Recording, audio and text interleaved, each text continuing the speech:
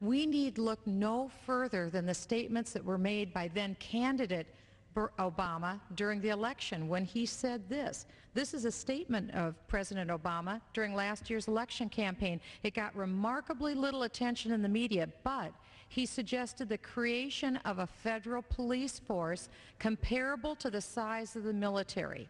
And he made that statement, I believe, in Colorado Springs, Colorado.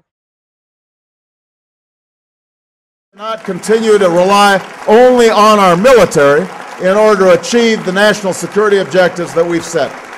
We've got to have a civilian national security force that's just as powerful, just as strong, just as well funded. The question that we need to ask is, why would you need such an organization? Service, I discovered how my own improbable story fit into the larger American story. There's a lesson to be learned from generations who've served, from soldiers and sailors, airmen and Marines, from suffragists and freedom riders, teachers and doctors, cops and firefighters.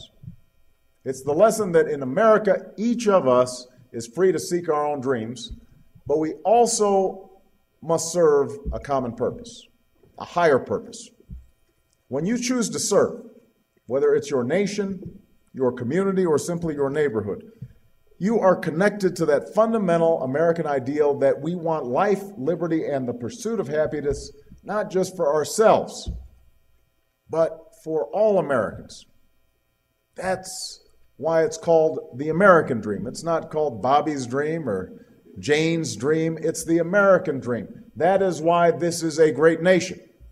Because time and again, Americans have been willing to serve on stages both great and small, to draw on the same spirit that launched America's improbable journey to meet the challenges of each defining moment in our history. Why would we need a federal police force the size of the U.S. military? For what purpose? Ask Americans to serve. We will create new opportunities for Americans to serve. And we will direct that service to our most pressing national challenges. Let me give you some examples. There is no challenge greater than the defense of our nation and our values. Our men and women of our military, from Fort Carson to Peterson Air Force Base, from the Air Force Academy to the ROTC students here on campus, have signed up at a time when our troops face an ever-increasing load. Fighting a resurgent Taliban, targeting Al-Qaeda, persevering in the deserts and the cities of Iraq, training foreign militaries, delivering humanitarian relief. In this young century, our military has answered when called, even as that call has often come far too frequently. Through their commitment, their capability, and their courage, they've done us all proud. But we need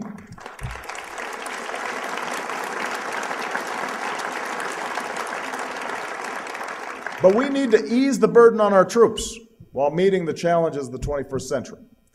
And that's why I will call on a new generation of Americans to join our military and complete the effort to increase our ground forces by 65,000 soldiers and 27,000 Marines.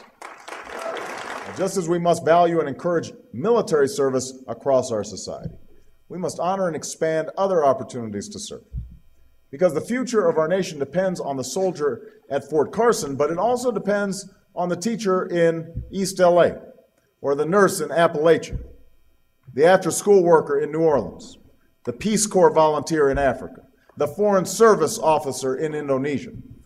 Americans have shown that they want to step up, but we're not keeping pace with the demand of those who want to serve or leveraging that commitment to meet national challenges. FDR not only enlisted Americans to create employment, he targeted that service to build our infrastructure and conserve our environment. JFK not only called on a new generation, he made their service a bridge to the developing world and a bright light of American values in the darkest days of the Cold War. And that's why, as president, I will expand Americorps to 250,000 slots.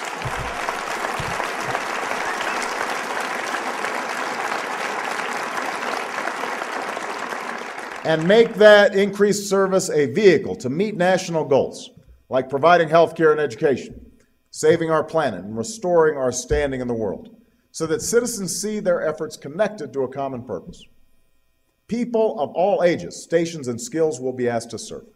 Because when it comes to the challenges we face, the American people are not the problem, they are the answer. So we are going to send, we're going to send more college graduates to teach and mentor our young people. We'll call on Americans to join an energy corps to conduct renewable energy and environmental cleanup projects in their neighborhoods all across the country.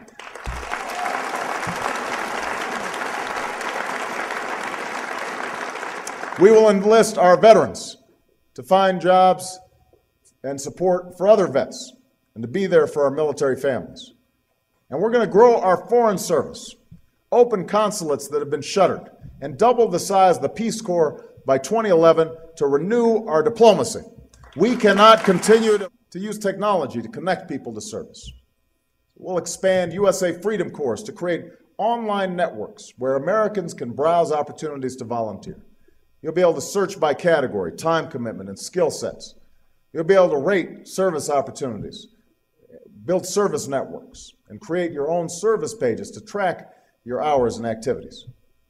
This will empower more Americans to craft their own service agenda and make their own change from the bottom up. Our study shows that students who serve do better in school, are more likely to go to college, more likely to maintain that service as adults. So when I'm president, I will set a goal for all American middle and high school students to perform 50 hours of service a year. And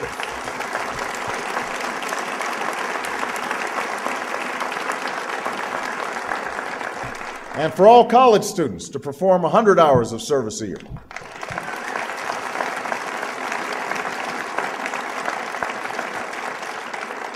We can harness the skills and talents of so many of our veterans to do something about it. We can also reach out to the nearly 2 million young Americans who are out of school and out of work. We can enlist them in our energy corps so that disadvantaged young people can find useful work, cleaning up polluted areas, helping weatherize homes, gaining skills in a growing industry. And we can expand the Youth Build program, which puts young Americans to work building affordable housing in America's poorest communities, giving them valuable skills and a chance to complete a high school education. Because no one should be left out of the American story. No one should be left out. Loving your country. Loving your country must mean accepting your responsibility to do your part to change it. If you do, your life will be richer, our country will be stronger. We need your service right now, at this moment, our moment in history. Now, I'm not going to tell you what your role should be. That's for you to discover. But I am going to ask you to play your part, ask you to stand up, ask you to put your foot firmly into the current of history. I'm asking you to change history's course. And if I have the great fortune to be your president, then decades from now, when the memory of this or that policy has faded, and when the words that we speak in the next few years are long forgotten, I hope you remember this as the moment when your own story and the American story came together, and in the words of Dr. King, the arc of history bent once more towards justice. Thank you very much, everybody. Add it up. No wonder people right now who are gun owners, who cherish their Second Amendment rights, are purchasing weapons and are purchasing ammunition. They see the handwriting on the wall.